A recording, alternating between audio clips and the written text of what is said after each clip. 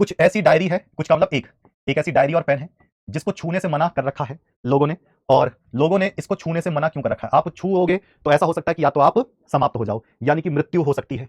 कोई एक इंसान अगर इसको छू ले तो उसकी क्या हो सकती है? मृत्यु हो सकती है। जब ये लोगों को बात पता चलती है तो लोग इसको जादू टोना के नाम से, अंधविश्वास के नाम से जानते हैं, लेकिन ऐसा नहीं है। आइए समझते हैं उस डायरी और पेन की क्या कहानी है पीछे की। वो जो डायरी और पेन थी वो एक महान साइंटिस्ट मैडम क्यूरी की रही है।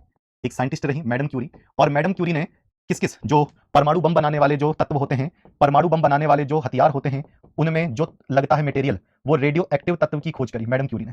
रेडियो एक्टिव तत्व की खोज करी थी कौन से? रेडियम की और पोलोनियम की। रेडियो एक्टिव तत्वों की खोज करी थी, रेडियम पोलोनियम। और रेडियो एक्टिव तत्व कैसे होते हैं? खतरनाक होते हैं, घातक होते हैं। अगर इनको कोई डायरेक्ट छू ले, इनको कोई डायरेक्ट छू ले या डायरेक्ट इनके संपर्क में आ जाए, उस इंसान की मृत्यु हो जाती है। ये कहां पर इस्तेमाल होते थे? यानी कि गलत तरीके से इस्तेमाल होते थे, परमाणु बम बनाने में, एटम बम बनाने में गलत तरीके से इस्तेमाल होते थे। अब मैडम क्यूरी ने इनकी खोज करी तो मैडम क्यूरी इनके संपर्क में आ गई। वो जो अपनी डायरी पेन वगैरह जो भी सामान का इस्तेमाल करती थी, वो भी कैसे हो गए? रेडियो एक्टिव हो गए, वो भी कैसे हो गए? घातक हो गए। यानी कि उन पर भी किसका असर हो गया? इन तत्वों का असर हो गया।